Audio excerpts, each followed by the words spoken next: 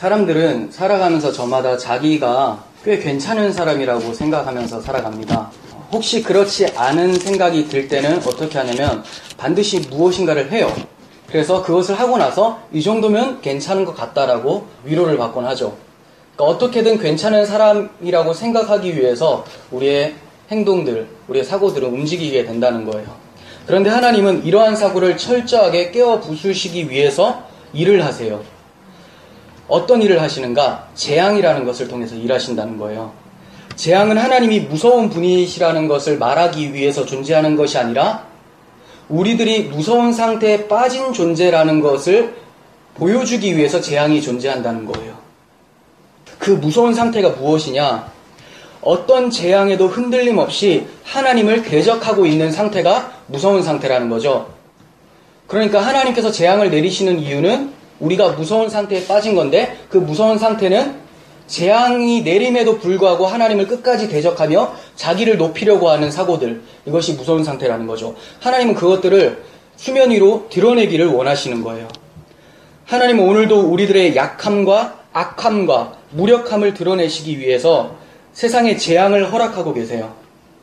그 하나님의 손길 앞에서 우리는 철저히 자신의 실체를 보며 내가 지금 예수를 믿는 것이 나의 힘과 나의 의지가 아니라 오직 하나님의 은혜구나를 깨달아 가야 하는 거예요. 그리고 이러한 세상 속에서 아직까지 자신의 실체를 보지 못하고 하나님께 대항해서 버티는 자들을 향해서 이것이 바로 우리들의 실체며 이 재앙이라는 것이 비난할 것이 아니라 이게 바로 우리들의 실체다. 이것을 말해줘야 되는 것이고 이러한 자를 긍휼히 여기시는 하나님을 찬양하며 그 하나님을 사랑할 수 있도록 전해야 된다는 것이 우리의 사명인 거죠. 오늘 본문을 통해서 그러한 하나님의 뜻을 발견하는 우리들이 되었으면 좋겠습니다. 오늘 본문은 지난번에 본문에 이어서 연결이 되는데 지난번에는 5번째 나팔을 불자 무적행에 악한 영들이 올라와서 사람들을 괴롭히는데 죽기 전까지 죽이진 않아요. 죽고 싶지만 죽지 않을 정도까지 괴롭힌다고 얘기를 하고 있어요. 그런데 오늘 6번째 나팔을 불자 재앙이 강도가 좀 더 세집니다. 13절 보겠습니다.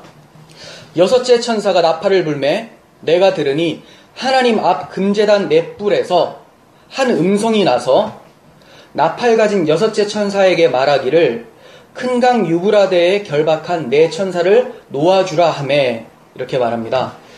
6째 천사가 나팔을 부니까 어떤 음성이 들려져요. 근데 그 음성이 어디서 들리느냐? 하나님 앞 금제단 넷불에서 음성이 튀어나온대요. 그 금제단 넷불이 어딜까요? 성막을 공부하셨던 분들은 기억나실 거예요. 이게 번제단일까요? 분향단일까요? 분향단이죠. 고맙습니다. 네, 분향단. 번제단은 금으로 되어 있지 않죠. 네. 하나님 앞 금제단, 분향단에서 넷불에서 음성이 나온대요.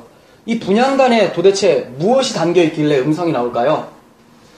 우리는 계시록 8장 3절에서 보았듯이 성도들의 기도가 하나님께 올려져서 분향단의 향과 함께 하나님 앞에 올라가는 것을 봤었어요. 그렇죠. 그 성도들의 기도의 제목은 하나님 어째서 저들을 심판하지 않으십니까? 이 내용이었는데 이것은 심판의 초점이 아니라 하나님의 나라가 빨리 임해서 이 땅을 의로운 땅, 하나님께서 통치하는 땅으로 만들어 달라. 이 간절한 고백이었다라는 거죠. 즉 하나님 나라가 임하기를 원합니다. 이런 기도의 내용이었어요. 그런데 그 분향단에서 즉 성도들의 기도가 있는 곳, 그곳에서 음성이 막 튀어나와요. 근데 그 분향단에 어디서 나온다고 합니까? 뿔에서 나온대요.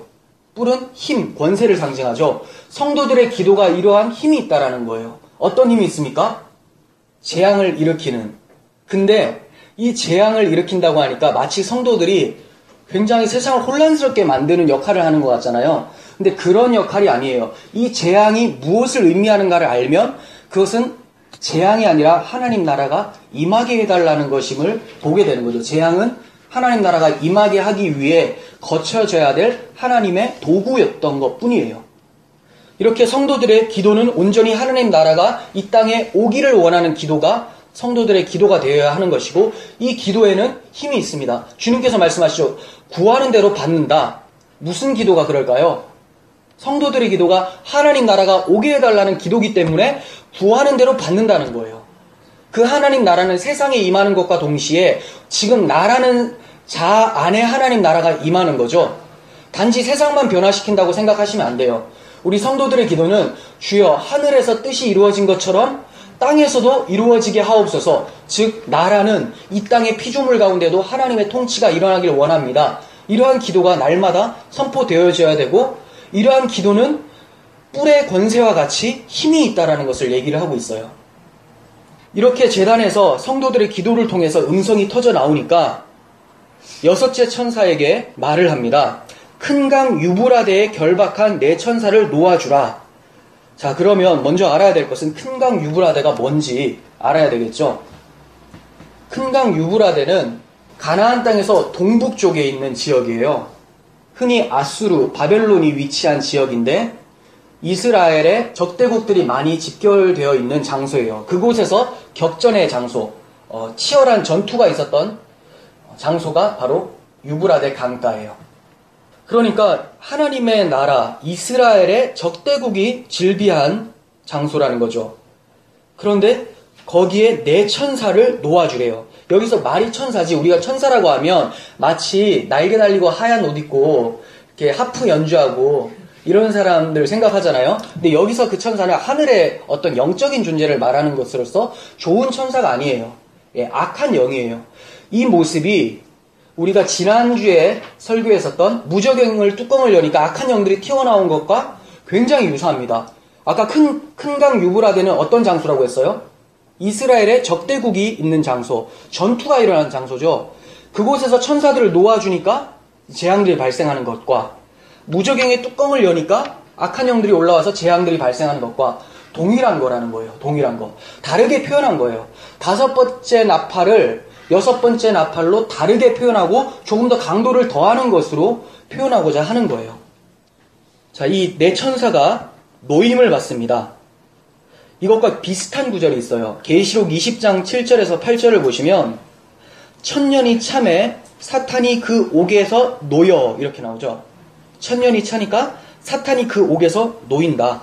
나와서 땅의 사방 백성 곧 곡과 마곡을 미혹하고 모아 싸움을 붙이리니 그 수가 바다의 모래 같으리라. 자, 싸움을 붙인다고 하죠. 유브라데 지역의 특징이죠. 싸움의 장소. 그러니까 계시록 20장의 모습도 여섯째 나팔이 불려졌을 때의 모습하고 동일한 건데 다르게 표현하고 있는 거예요. 왜 놓아주시려고 할까요? 놓아준다라는 것은 그 전에 뭐가 되어 있는 상태예요? 결박되어져 있는 상태죠. 그럼 이 악한 영들, 악한 천사들이 언제 결박됐을까요? 예수님의 십자가에서 결박되어 버렸다라는 거예요. 근데 하나님께서 굳이 놓아주세요. 왜 그럴까요? 우리 지난주에도 살펴봤지만 하나님께서는 무저갱을 열어서 악영들을 사용하시는 이유가 하나님의 뜻을 펼치기 위해서 더 회개하고 하나님의 복음을 붙잡도록 하기 위한 하나님의 은혜의 도구였다고 했어요. 오늘 본문도 마찬가지라는 거예요. 하나님께서 일부러 열어주세요. 결박당한 영들을 놓아주십니다. 많은 사람들이 이렇게 악령들이 노임을 받는다고 생각하면 두려워합니다. 그렇잖아요. 그 귀신이 그 몸에 들어가고 뭐 귀신이 장악하고 있는 사람들 보면 막 놀래잖아요. 그런 사람 본 적 있으시죠? 없는 분들도 있지만 있는 분들도 있으실 거예요. 뭐 못 보신 분들은 유튜브 같은 데 쳐도 그런 거 많이 올려놨어요. 누가. 예, 악령들 축사 이런 거. 자, 그 보면 쇼하는 건 아니에요. 진짜 들어간 것 같아요. 눈빛이 이상해요. 근데 무섭지는 않아요. 왜요? 영혼을 해할 수가 없기 때문에. 성도의 영혼을. 제가 말씀드리고자 하는 것은 우리가 하나님께서 악한 영들을 일부러 놓아주신 거거든요. 잠깐 풀어주신 거예요. 사용하시려고. 근데 우리가 그리스도 안에서 승리한 성도들인데 그 악령들이 하나님의 어떠한 뜻을 성취하기 위해서 잠깐 도구로 사용되어지고 있는 건데도 그들을 굉장히 무서워하고 두려워하는 경향이 있다는 거죠. 결국 하나님께서는 재앙을 통해서 악한 영들을 통해서 세상의 모든 것들을 통해서 하나님의 주권적 섭리, 하나님의 구원이 어떻게 펼쳐지는가를 설명하기 위해서 사용하시는 거지 우리의 영혼을 해하기 위해서 사용하는 것이 아니라는 말씀이라는 거예요. 그러니까 여러분들께서 두려워할 필요가 없습니다.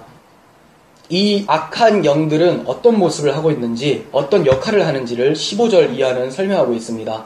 내 천사가 놓였으니 그들은 그 연, 월, 일시에 이르러 사람 3분의 1을 죽이기로 준비된 자들이더라. 이제 좀 무섭죠? 이 정도 보면. 3분의 1을 죽이기로 작정했대요. 그리고 16절, 마병대의 수는 2만만이니 내가 그들의 수를 들었노라. 숫자도 많아요. 사람도 죽이고 숫자도 많아요. 목사님 안 무섭습니까? 네, 안 무섭습니다. 자, 보겠습니다. 사람 3분의 1을 죽이기로 준비되었대요. 다섯째 나팔은 죽지 않을 정도로 괴롭혔죠. 이제는 죽인대요. 다섯째 나팔에서 어떻게 괴롭혔다고 했죠? 몸을 괴롭힌다고 했나요? 영혼을 괴롭힌다고 했죠. 영혼을 괴롭히니까 자살하는 사람들도 생기고 살인하는 것, 간음하는 것, 여러 악행들도 나타난다고 했어요. 근데 공격의 대상은 어디냐? 영혼이에요. 육체를 공격하는 것이 아니라 병들게 하고 이것이 아니라 영혼을 공격한다는 거죠. 근데 오늘 본문에서는 사람 3분의 1을 죽인대요. 이 죽인다라는 것은 그럼 뭘 죽인다는 걸까요? 이거는 영혼을 죽이는 것과 동시에 육체를 죽이는 것도 같이 말을 하고 있어요. 그러니까 다섯째 나팔에서는 하나님께서 그래도 구원하고자 하는 사람들에게, 아직까지 믿지는 않지만 구원하고자 하는 자들에게 영혼의 고통을 주시면서 이 세상이 절망적이란 걸 깨닫고 하나님을 붙잡도록 하는 것인데, 이들이 그때도 회개하지 않자 주변의 사람들, 하나님의 택하심을 받지 않은 사람들이겠죠. 그 사람들이 죽어가는 것을 보면서 또 다시 한번 경각심을 깨닫게 해주시는 거죠. 그들 같은 경우는 주 안에서 죽은 자들이 아니라 주 밖에서 죽은 자들이기 때문에 영혼도 멸망되어지고 그들의 육신도 멸망되어지는 거예요. 그들은 그럼 어떻게 해요? 어떻게 할 거는 우리가 생각하는 것이 아니라 하나님께서 그렇게 일을 하고 계신다라는 것을 얘기하는 거고, 하나님, 우리는 초점을 잘 보셔야 돼요. 그 사람들이 불쌍해요가 아니라 왜 그 사람들을 그렇게 하면서 하나님이 일을 하실까? 그것은 변화되지 않는 우리들을 변화시키기 위해서 그 주변 피조물들이 해함을 받고 있는 거예요. 사람들이 많이 의아해하는데, 하나님이 그 악한 영들을 통해서 사람들을 죽인다고 하니까 이 사람들이 죄가 없는데 죽는다라고 생각을 해요. 그게 아니에요. 원래 죄 있는 사람들을 지금까지 살려두었다가 이제 하나님의 때에 그 목숨을 가져가는 것이지, 괜찮은 사람을 죽이는 것이 아니에요. 이해가 가시죠? 그 사람들이 죽는 이유는 그 사람들이 괜찮은데 갑자기 악한 마음이 들어서 죽는 것이 아니라 완전히 악한 상태인데 하나님께서 일반 은총으로 잠깐 잡아두고 계시다가 이제 악령을 통해서 일반 은총을 가져가 보니까 악령이 더 번민케 해서 그들이 죽는 거예요. 그러니까 하나님이 죄 없는 자를 죽이시는 분이 아니라는 거죠. 다 죄 있는 자들이에요. 그러면 내가 택함받은 것은 뭐냐? 우리들이 잘나서가 아니라 우리들도 똑같이 하나님의 심판을 받아야 되는데, 무슨 이유 때문인지 몰라도 하나님 그냥 나를 사랑하셔서 세상의 피조물들을 보게 하심으로 나에게 하나님을 더 붙잡도록 은혜를 베풀어 주시고 계시다라는 것을 우리는 발견해야 된다는 거예요. 이해가 가십니까? 그러니까 아니, 저 사람을 구원하기 위해서 저 사람을 버리는 것이 말이 됩니까? 그게 아니라 다 버려야 되는 것이 원래 하나님의 정입니다.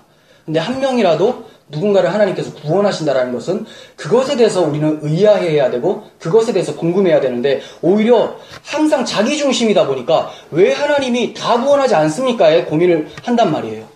다 구원하지 않습니다가 아니라 왜 한 사람이라도 구원하십니까? 여기에 대해서 궁금증을 가져야 된다는 거예요. 하나님께서는 6번째 나팔을 통해서 사람들의 3분의 1이 죽임을 당함으로 강도를 더욱 높여가며 회개의 긴박성을 말씀해주고 계시는 거예요. 마병대의 수가 2만만이라고 얘기를 합니다. 이 악령들이 굉장히 많아요. 2만만. 2만만이면 몇 명일까요? 2억이죠. 네, 2억. 근데 숫자적인 2억일까요? 그렇지가 않아요. 지금까지 2억 명의 군대가 있어 본 적도 없고 앞으로도 일어나지 않아요. 이건 뭘 얘기하냐면 악한 영들의 이 영향력이 이 정도로 크다라는 것을 얘기를 하고 있어요. 엄청난 숫자. 유사 구절이 또 있습니다. 아까 계시록 20장 봤잖아요. 20장과 연동해서 여러분들 보시면 도움이 되는데 20장 8절을 보겠습니다. 아까 읽은 구절이에요. 나와서 땅의 사방 백성 곧 곡과 마곡을 미혹하고 모아 싸움을 붙이리니 그 수가 바다의 모래 같으리라. 그냥 2억 명 딱 한정되어 있는 것이 아니라 수많은 적군들이 있다라는 것을 얘기를 하는 거죠. 그러면 이들이 일으키는 싸움이 뭘까요? 물리적인 전쟁일까? 그렇게 생각해서 이 악령들의 모습을 탱크로 상징하는 사람들이 있어요. 우리 지난주에는 황충이 뭐 닮았다고 했죠? 헬리콥터, 헬기. 이번에는 탱크 같아요. 왜 그렇습니까? 17절에서 19절 보시면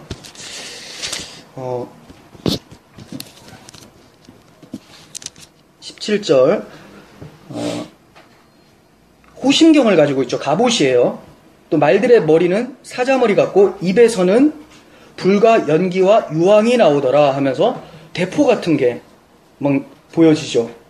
그리고 이 세 재앙 곧 자기들의 입에서 나오는 불과 연기 유황으로 말미암아 사람들이 3분의 1이 죽는다. 그러니까 전쟁을 일으켜서 사람 3분의 1이 죽는다. 많은 사람들이 그렇게 많지는 않지만 꽤 많아요. 제 3차 세계대전 이것으로 바라보는 사람들이 있어요. 네, 근데 이건 좀 무리수입니다. 왜냐하면 이 전쟁은 영적 전쟁을 얘기하는 거예요. 영적 전쟁. 악한 영들이 나와서 영이니까 무엇을 할까요? 영을 공격하는 거죠. 근데 악한 영이, 귀신이 여러분들을 이렇게 핥힐 수 있나요? 그래서 핥혔더니 여기서 막 피가 막 나오나요? 영이기 때문에 그럴 수가 없어요. 그럼 영은 무엇을 공격하느냐? 우리의 영혼을 공격해서 스스로 핥히게 만드는 거죠. 그러니까 악한 영이 공격을 해서 전쟁이 일어날 수는 있어요. 그게 3차 대전인지 뭔지는 알 수는 없지만 어떻게든 뭐 그런 전쟁들이 일어날 수는 있지만 이 본문 자체가 세계 3차 대전을 얘기하는 것은 아니라는 거예요. 이건 전쟁으로도 나타날 수 있고 사회에 일어나는 범죄로 나타날 수도 있고 자살, 스스로 목숨을 빼앗는 것으로 나타날 수 있고 여러 가지로 나타나고 있는 거죠. 예를 들면 예수님께서 내쫓아 보내신 군대 귀신과 같은 모습이라고 보시면 돼요. 예수님께서 마가복음 5장에서 귀신 들린 자에게 이렇게 얘기합니다. 그 사람에게서 나오라. 나오라. 그리고 그 귀신이 자기 이름을 얘기하는데 내 이름은 군대입니다. 이렇게 얘기해요. 군대. 밀리터리죠, 밀리터리.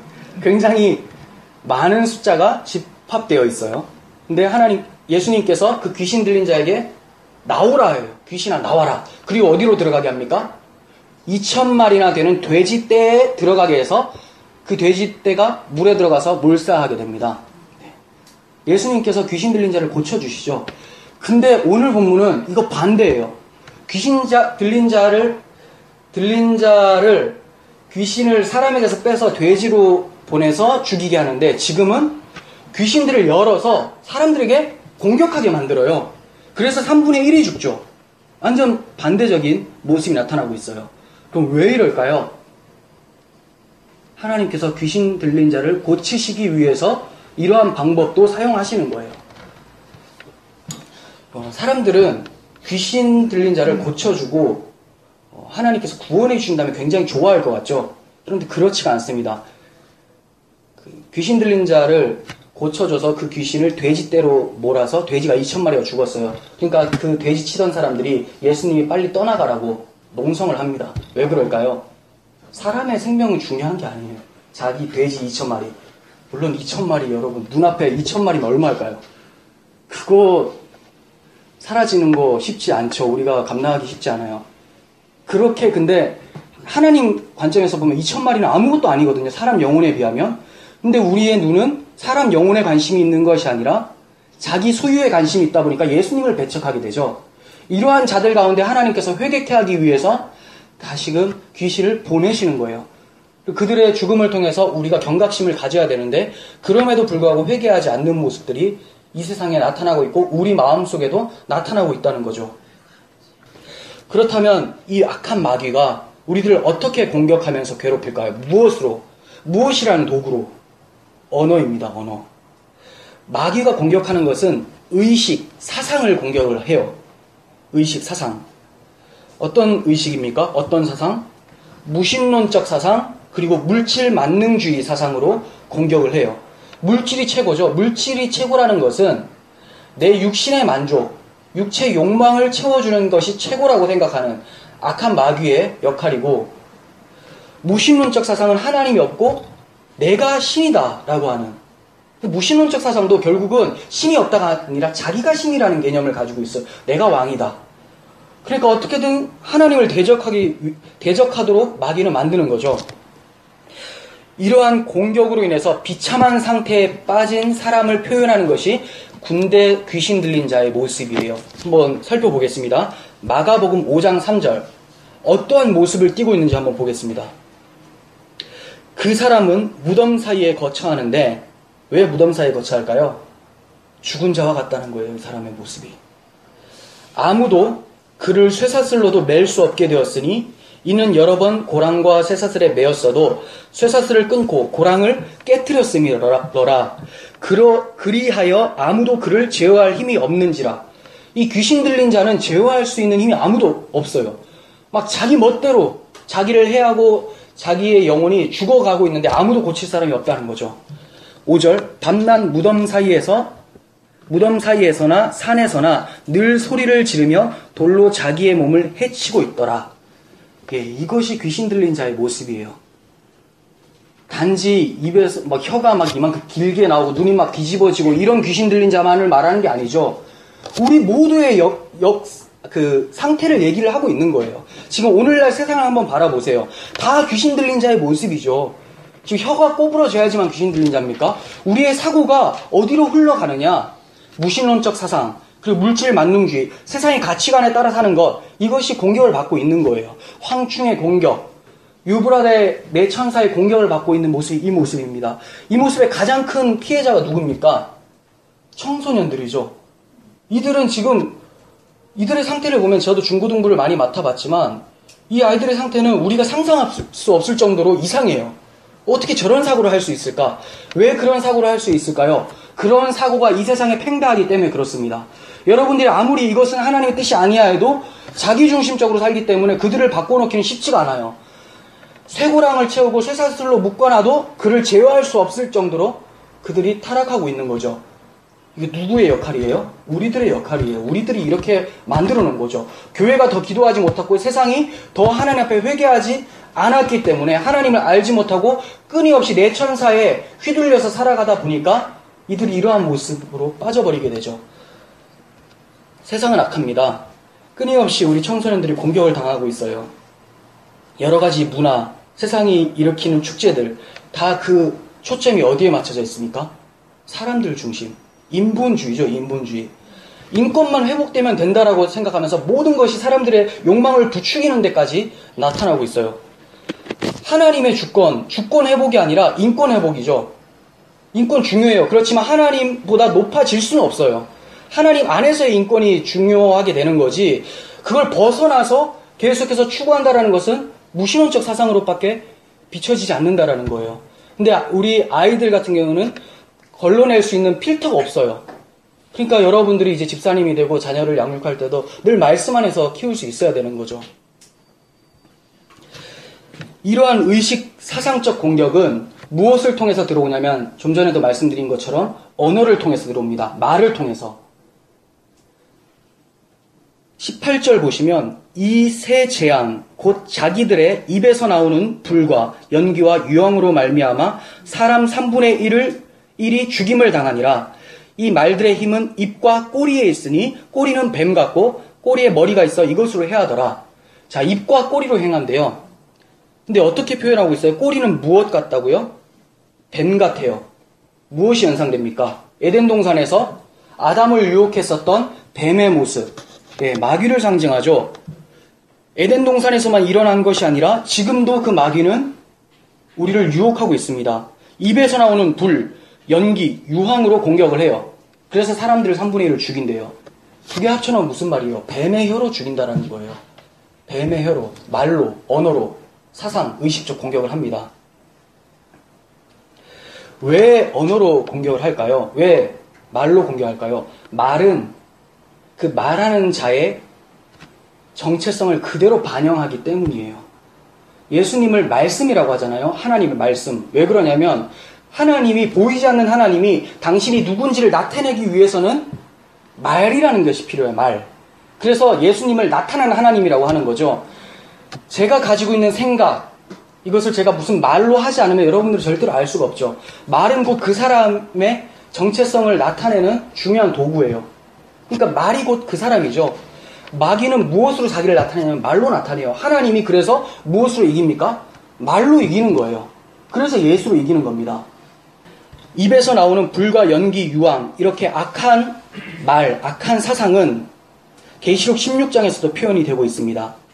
16장 13절, 내가 봄에 개구리 같은 새 더러운 영이 용의 입과 짐승의 입과 거짓 선지자 입에서 나오니 그들은 귀신의 영이라 이적을 행하여 온 천하 왕들에게 가서 하나님 곧 전능하신 이의 큰 날에 있을 전쟁을 위하여 그들을 모으더라. 예, 적그리스도들, 마귀가 적그리스도들 그리고 거짓 선지자들을 다 불러 모아서 전쟁을 벌이려고 해요. 근데 무엇으로 전쟁하려고 한다고요? 입에서 나오는 것으로. 예, 입에서 불이 나올까요? 연기, 유황? 이거는 악한 말의 표현이에요, 표현. 연기, 유황을 맞아서 죽는 것이 아니라 악한 말로 사람들이 지배를 당하게 된다라는 거예요.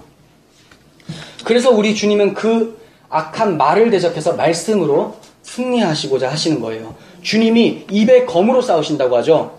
계시록 1장 16절에도 나옵니다. 보겠습니다. 그의 오른손에 7별이 있고 그 입에서 좌우의 날선검이 나오고, 예, 좌우의 날선검, 하나님 말씀을 가지라, 전신갑주를 입으라 라고 하면서 사도 바울도 그렇게 얘기하죠. 그리고 계시록 2장 16절, 그러므로 회개하라. 그리하지 아니하면 내가 내게 속히 가서 내 입에 검으로 그들과 싸우리라. 예, 말씀으로 싸우는 거예요. 계시록 19장 15절, 그 입에서 예리한 검이 나오니, 예, 예수 그리스도의 입에서 예리한 검. 예, 성경에서는 하나님 말씀은 살았고 운동력이 있어 관절과 골수를 찔러 쪼개기까지 한다고 하죠. 예, 하나님 말씀이 가장 날카로운 무기예요. 세상의 칼과 방패가 무기가 아니라 우리가 오늘 성경 공부 시간에도 보겠지만 다윗이 칼과 창과 단창으로 나아갔습니까? 아니에요. 만군의 여호와의 이름을 가지고 나아갔어요. 그 이름은 어디에 있습니까? 하나님 말씀, 복음에 있다는 거예요. 그것으로 승리하지 못하면, 그것으로 나아가지 못하면 절대로 승리할 수가 없다는 것을 얘기하고 있죠. 이처럼 영적 전쟁은 언어 싸움이며 사상전입니다. 무엇으로 싸우겠습니까? 여러분들의 무기가 뭐예요? 복음이죠. 그런데 그 무기를 다루는 능력이 굉장히 저조해요. 한 번도 그 무기를 들어본 적도 없는 사람들도 교회에 있을 수가 있어요. 비참하죠. 빨리 그 무기에 한번 찔려봐야지 내가 그 무기로 다른 사람을 찌를 수가 있는데 자기도 찔려본 적이 없으니까 이게 날카로운지도 몰라요. 회개가 필요해요. 오늘 본문에서는 세상을 향한 회개지만 그 전에 교회가 먼저 회개해야지 세상을 회개시킬 수 있는 거예요. 우리가 복음의 날카로운 칼에 먼저 찔려서 죽임을 당하고 그리스도와 함께 살아야지만 그 칼을 휘두를 수가 있는 겁니다. 계시록 18장에는 세상을 상징하는 바벨론 나라가 나타나요. 근데 이 바벨론이라는 세속적 세상에서 거래되고 있는 품목들이 있어요. 근데 그 품목이 정말 무시무시한 것들이 들어가 있는데 보겠습니다. 계시록 18장 13절, 계피와 향료와 향과 향유와 유황과 포도주와 감람유와 고운 밀가루와 미리오, 소와 양과 말과 수레와 종들과 사람들의 영혼이라. 초점이 어디 있습니까? 사람들의 영혼. 세상 가치관을 같이 팔면서 무엇을 껴팔아요? 사람들의 영혼을 팔아버려요. 마귀들은 이 영혼 장사하는 거예요. 우리들의 사고가 지금 어디에 있는지를 우리가 돌아볼 수 있어야 되는데 내 영혼은 이미 바벨론의 품목으로 거래가 되고 있는데도 자기는 괜찮다고 생각하는 사람들이 있을 수 있죠. 예, 그게 불쌍한 상태죠. 이렇게 사람들의 영혼이 팔려나가는 것, 이것이 마귀들이 입에서 나오는 불과 연기, 유황으로 사람 3분의 1을 죽이는 것이에요. 단지 전쟁만을 얘기하는 것이 아닙니다. 전쟁은 결과로서 나타날 수는 있어요. 근데 본문은 그것을 말하는 게 아니에요. 이러한 일이 언제 일어날까요? 이런 영적 전쟁, 마귀의 공격이 언제 일어날까요? 오늘 본문에서는 15절, 그 년, 월, 일시에 이르러 사람 3분의 1을 죽이기로 준비된 자들이더라. 이렇게 얘기해요. 이러니까 마치 어느 특정한 지정한 날에, 그날에 이러한 공격들이 다가올 거라고 생각을 하잖아요. 그렇지만 우리는 이미 지난 시간에 말씀을 드렸습니다. 이 년, 월, 일시는 특정한 기간이 맞기는 해요. 근데 그 특정한 기간은 어느 한 날을 말하는 것이 아니라 말세를 얘기하는 거예요. 구약시대 선지자들 입장에서는 그날에, 여호와의 날에, 그날이 임하면 자녀들은 예언할 것이요 청년들은 환상을 보고 나오죠. 그날 말세가 임하면 성령이 오시고 성도들은 환상을 보고 예언하고 다 같은 거예요. 복음을 말한다라는 거죠. 예수가 임하면 천국의 자녀가 된다. 이 얘기가 다 이제 그런 예언들인데, 이게 언제 있는 일이라고요? 말세. 그 말세가 언제예요? 예수님께서 이 땅에 오신 것부터가 말세의 시작인 거예요. 왜 그러냐면 구약 시대의 관점에서는 마지막 날이 그 약속하신 예수가 오는 그때부터 말세라고 생각을 하고 있었던 거죠. 주님이 오시면 하나님 나라를 회복시킨다. 그러니까 예수만 오기를 기다렸던 거예요. 물론 그 예수가 왔는데 자기가 생각하는 예수랑 달라서 죽이죠. 그때부터 말세가 시작인 거예요. 그리고 언제까지? 재림까지. 초림부터 재림의 기간. 그리고 이 전쟁은 어디서부터 치열하게 됩니까? 교회가 경험하는 전쟁은 언제입니까? 예수님께서 십자가에서 죽으시고 마귀가 결박당하잖아요. 그리고 성령이 다시 오십니다, 우리에게. 그때부터 다시 악한 영들은 노임을 받아요. 하나님께서 또 사용하시는 거예요. 지난 시간에 말씀드렸지만 예수를 시험한 마귀가 얼마 동안 잠시 떠나니라 이렇게 얘기를 하죠. 교회를 다시 공격해야 되니까. 왜 교회를 다시 공격해야 될까요? 우리가 예수의 생명이 있는 자들이라는 것을 증명하기 위해서라도 마귀는 다시 와서 공격해야 돼요. 예수는 공격했는데 교회는 공격 안 한다. 말이 안 되죠. 예수를 공격했는데 예수가 이긴 것처럼 마귀가 교회를 공격하지만 교회는 이긴다. 왜? 예수가 이미 승리했기 때문에. 이것을 나타내기 위해서, 교회가 교회됨을 나타내기 위해서 하나님은 그것들을 사용하시는 거예요. 그리고 아직까지 믿지 않는 자들을 교회로 편입시키기 위해서 하나님은 그 모든 것들을 사용하고 계신다는 겁니다.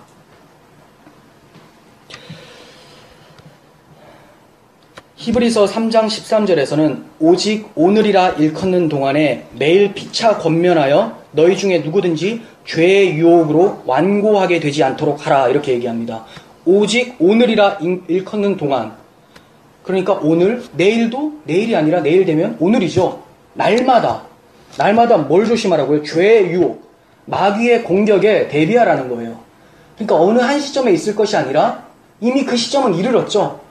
주님의 십자가로 인해서 말세가 임했어요. 공격은 계속 다가오고 있습니다. 날마다 하나님의 날을 사모하는 자들에게는 오늘이 바로 그날이고 매일매일이 그날임을 마음에 새기고 살아가게 되는 거죠. 그래서 계시록 20장을 연동해서 보라고 말씀드린 것처럼 계시록 20장에는 천년왕국이 나와요. 이 천년왕국도 그러면 도대체 뭘까요? 말세가 되면 천년왕국이 임하는데 말세가 뭐라고 했어요? 예수님의 초림과 재림의 기간이라 했죠.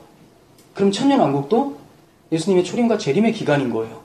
여러분들은 천년왕국을 살고 있어요. 천년왕국이 어느 시점에 임할 거니까 나는 그 나라를 기다리겠다. 안 와요. 죽을 때까지 안 옵니다. 왜냐하면 우리는 천년왕국을 살고 있으니까. 이 천년이 문자적으로 그 기간, 천년이라는 기간을 말하는 것이 아니에요. 하나님의 특정한 긴 시간이지만 정해놓은 기간이 있다라는 거예요. 10으로 정해놓은 기간. 이 기간 동안 천년왕국에서 왕노릇한다고 얘기를 해요. 여러분 지금 왕노릇하는 거예요. 여러분들의 모습을 보면, 스스로 보면 그렇게 보이지 않죠. 근데 이게 왕노릇이에요. 왜 여러분들이 왕노릇 한다고 못 느낀 줄 아세요? 세상이 어떤 공격을 하면 거기에 금방 휘둘려 버리니까 나는 세상 사람이라고 착각을 하고 살기 때문에 그래요. 언제 왕노릇 하게 되냐면 세상이라는 나라가 우리를 공격을 하는데 우리가 거기에 따라가지 않아. 왜? 내 나라가 아니니까. 그러면 나는 내 나라에서는 왕노릇 하는 거예요. 근데 내 나라에서는 왕노릇을 하는데 세상 나라가 계속 공격을 하니까 내 나라가 공격을 받아서 그런 거지 내 나라가 없는 게 아니거든요. 내 나라는 누구의 나라예요? 주의 나라, 하나님 나라잖아요. 그러니까 결국은 우리의 나라라기보다는 그 사랑의 아들의 나라, 이렇게 성경은 얘기하고 있습니다. 주님의 통치가 있는 나라, 그 통치를 받고 있다면 여러분들은 왕같은 제사장으로 사는 거예요. 그러니까 이 세상, 주님이 대적했고 주님이 싸웠던 그 세상에서 왕노릇 하시려고 하시지 마시고 그 나라와 반대되는 그 아들의 나라에서 왕노릇 하시는 우리들이 되었으면 좋겠습니다. 그것은 예수 안에서 하나님의 뜻대로 지어져 가는 것. 이것이 바로 왕노릇이에요. 20절 보시면 이 재앙에 죽지 않고 남은 사람들은 손으로 행한 일을 회개하지 않았다라고 얘기해요. 그리고 오히려 여러 귀신과 또는 보거나 듣거나 다니거나 하지 못하는 금, 은, 동, 목석의 우상에게 절하고, 이게 무슨 말이에요? 세상의 피조물, 보지도 못하고 듣지도 못하고 걸어다니지도 못하는 금은동, 아무것도 아니라는 거죠. 이런 것들에게 절하고 또 살인과 복술과 음행과 도둑질을 회개하지 않더라. 예, 한 절 한 절에 뭐가 들어가 있습니까? 회개하지 않더라. 이렇게 재앙을 내려도 완악함을 얘기를 하는 거예요. 제가 서두에 뭐라고 말씀드렸죠? 왜 재앙을 일으킨다고요? 하나님이 무섭다라는 것을 보여주기 위함이 아니라 우리가 무서운 상태에 빠졌다라는 것을 보여주기 위함이에요. 뭐가 무서운 상태입니까? 이렇게 보여줘도 회개하지 않더라. 이게 무서운 상태다. 이 세상은 우리에게 장악되기 위해서 존재하는 것이 아니라 우리의 더러움을 드러내기 위해서 존재하는 거예요. 반면에 우리의 죄악됨, 우리의 무서운 상태를 보여주기 위해서 드러낸다고 하는 것은 다른 말로 하나님의 사랑이 얼마나 큰지 보여주기 위해서 존재한다는 것과 같은 말이에요. 왜냐하면 내가 무서운 상태에 빠져야지만, 그걸 직시해야지만 하나님의 사랑이 귀한 줄 알거든요. 나의 죄됨이 폭로돼야지만 하나님의 구원하심이 높임을 받게 되기 때문에 그래요. 그래서 세상은 우리들이 잘 살 수 있도록 나의 어떤 나의 선한 행동을 행할 수 있는 터전이 아니라 그 행할 수 있다고 사고하는 그 사고가 죄악된 상태라는 것을 폭로시키기 위한 도구로서 이 세상이 존재하는 거예요. 그리고 오직 하나님의 사랑, 그리스도의 의만을 드러내기 위해서 이 세상은 존재하고 있는 겁니다. 여러분, 어떠한 재앙을 내려도 사람들은 회개하지 않아요. 무엇을 회개하지 않을까요? 하나님 앞에서 인간들 사이에서 행하는 일들을 회개하지 않는다고 본문은 얘기하고 있어요. 우상숭배죠. 그리고 사람들을 해하는 이 세상에서의 이웃과의 사랑을 실천하지 않는 것. 근데 결국 하나님 사랑, 이웃 사랑이라고 얘기하는데 이것은 하나죠. 하나님을 사랑하지 않음에서 오는 이웃을 사랑하지 않음이죠. 이해가 되세요? 하나님 사랑, 이웃 사랑은 따로 떨어진 것이 아니라 하나님을 사랑하지 않으면 이웃을 사랑하지 않게 되는 거고 하나님을 적대시하면 이웃을 적대시하게 되는 거예요. 그럼 무엇을 회복해야 될까요? 하나님 사랑을 회복해야 되죠. 하나님 앞에 회개해야 되는 거예요. 그래서 다윗이 자기의 충신 우리아를 죽이고 밧세바를 간음하고 나서 우리아에게 잘못했다고 얘기하지 않고 내가 하나님께만 범죄했습니다. 이렇게 얘기를 하고 있어요. 시편 51편에서. 그럼 다른 사람에게는 죄의식을 안 느끼는 겁니까? 그것이 아니라 모든 죄는 하나님을 대적하는 것으로 규결된다는 것을 다윗의 입을 통해서 고백을 하고 있는 거죠. 무엇을 회복해야 돼요? 하나님의 관계를 회복해야 되잖아요. 하나님의 빈자리로 인해서 공허감을 느끼기 때문에 사람들은 더 우상숭배하게 되는 것이고 더 악행을 저지르게 되는 거예요. 분명히 하나님께서 재앙을 내리셨으면 그것에 경각심을 갖고 하나님을 찾아야 되는데 그것이 두려우니까 무엇을 해요? 우상숭배를 더 해요. 말세가 될수록 우상숭배는 더 심해지죠. 점보로 다니고 점을 안 봐도 자기 생각 자체가 이미 세상 사고가 다 점치는 사고예요. 이거 딱 보면서 이렇게 하는 것이 하나님을 떠난 모든 것이 점술하는 그 사고인 거죠. 계속해서 우상숭배를 해요. 자기 숭배를 하고 살아갑니다. 왜 그렇습니까? 하나님이 빈자리를 하나님으로 채우기는 싫고 다른 곳을 한번 채워봐야 되겠는데 없어. 그러니까 보거나 듣거나 걸어다니지도 못하는 목석을 갖다 놓고 섬겨요. 이 목석이 단지 눈에 보이는 물리적인 것만 얘기할까요? 나라는 목석을 또 갖다 놓고 섬겨요. 이 말은 하나님이 우리 또한 걸어다니거나 듣거나 보지도 못하는 목석처럼 보시는 거예요. 내가 그러한 우상 자체라는 것을 아는 자가 하나님 안에서 그 우상을 깨트릴 수가 있는 거지 나는 괜찮다라고 생각한다면 그게 바로 나라는 우상숭배를 하고 있는 상태라는 거예요. 여러분, 이렇게 우상숭배하며 악행을 저지르는 것이 교회 밖에서만 일어나는 일입니까? 교회 안에서도 일어나요. 교회 안에서도 우상숭배를 즐비하게 하죠. 왜 그렇습니까? 예수의 이름은 외치고 하나님의 영광을 외치지만 결국 보거나 듣거나 걸어다니지 못하는 우상을 섬기는 것처럼 하나님을 섬기고 있어요.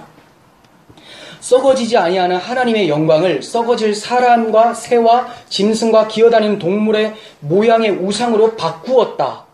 이렇게 사도 바울은 얘기해요. 이게 교회 안에서 얘기하는 겁니다. 그냥 안 믿는 사람만 얘기하는 것이 아니라 교회 안에서도 썩어질 우상으로 하나님의 영광을 바꾸어버린 것. 정리하겠습니다. 결박당한 악한 영을 풀어주시는 이유는 그만큼 인간들이 악하다라는 것을 보여주기 위함입니다. 왜냐하면 악령의 공격으로 인해 영혼이 죽어가면서도 회개하지 않는 것을 통해서 악령의 공격이 그들의 사고에 딱 맞다라는 것을 보여주시는 것입니다. 왜 회개하지 않습니까? 공격 당하면서도 그게 좋은 거예요. 지난 시간에 죽기를 구하는데 하나님이 죽지 못하도록 보호하고 계셨죠.